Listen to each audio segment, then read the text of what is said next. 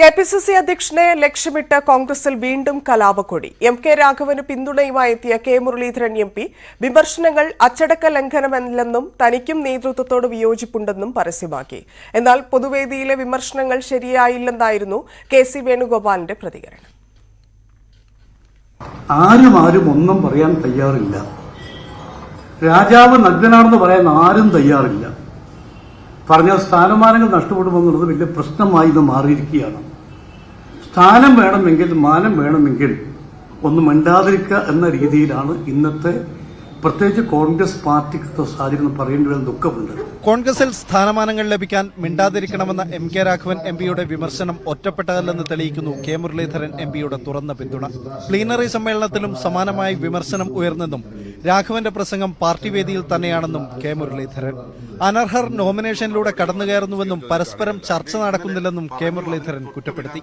KPCC അധ്യക്ഷൻ ഉടൻ രാഷ്ട്രീയകാര്യ സമിതി വിളിക്കണം. അല്ല, ഗൂഢലക്ഷ്യം എന്താണെന്ന് പ്രസിഡന്റിനോട് നിങ്ങൾ നേരിട്ട് ചോദിക്കുന്നതാണ് നല്ലത്. ഞാൻ അതിനെക്കുറിച്ച് ഇപ്പോൾ അഭിപ്രായം പറയും.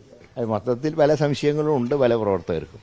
അത് പലരും പല രീതിയിൽ പ്രകടിപ്പിക്കുന്നത് മാത്രം. പിന്നെ ഞാൻ പ്രകടിപ്പിച്ചാൽ ഒരു വിവാദമാകുന്നുള്ളതുകൊണ്ട് ഞാനൊന്നും പറയുന്നില്ല. മിണ്ടാതിരുന്നാൽ കുറച്ചുകൂടെ ഒരു ഗ്രേസ് മാർക്ക് കിട്ടും. രാഘവന് പാർട്ടിക്കകത്ത് തന്നെ വിമർശനങ്ങൾ ഉന്നയിക്കാൻ അവസരമുണ്ടായിരുന്നെന്നും ചർച്ചകൾ പുറത്തു പറയുന്നത് ശരിയല്ലെന്നും കെ.സി. വേണുഗോപാലിന്റെ മറുപടി. പൊതുമധ്യത്തിൽ അഭിപ്രായങ്ങൾ പറയുന്നത് പാർട്ടിയെ നല്ല രീതിയിൽ മുന്നോട്ട് കൊണ്ടുപോകാൻ സഹായകരമാക്കില്ല. പാർട്ടി വേദികളിൽ പറയണമെന്ന് തന്നെയാണ് എന്റെ അഭിപ്രായം. വിവാദത്തിൽ കെപിസിസി അധ്യക്ഷൻ പ്രതികരിക്കുമെന്ന് പറഞ്ഞൊഴിയുകയായിരുന്നു പ്രതിപക്ഷ നേതാവ് വി.ഡി. സതീശൻ. അല്ല, ഞാനതിനെക്കുറിച്ച് പറയണത് ശരിയല്ലല്ലോ. സംഘടനാപരമായ ഒരു തീരുമാനമാണ് ആ കാര്യത്തിൽ വേണ്ടത്. അതിനെക്കുറിച്ച് സംസാരിക്കേണ്ടത് കെ.പി.സി. പ്രസിഡന്റാണ്. ശശി തരൂരിന് തുറന്ന പിന്തുണ പ്രഖ്യാപിച്ച എം.കെ. രാഘവൻ നേരത്തെ തന്നെ നേതൃത്വത്തിന്റെ കണ്ണിലെ കരടാണ്.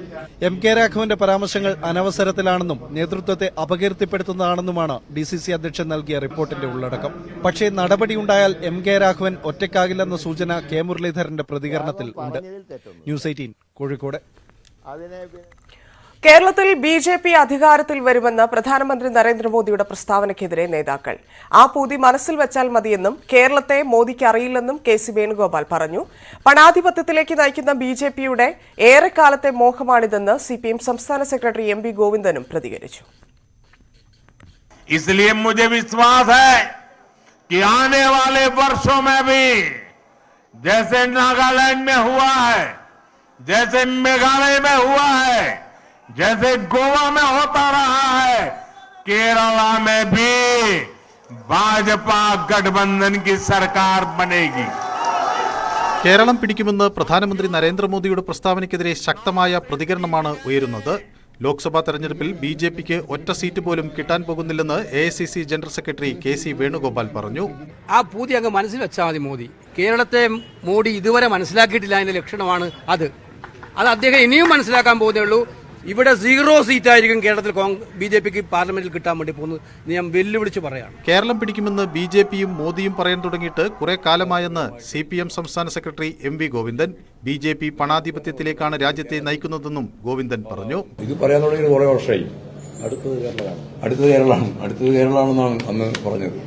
30 സീറ്റ് ഞങ്ങൾ പിടിച്ചാൽ കേരളം ഭരിക്കുന്നതാണ്.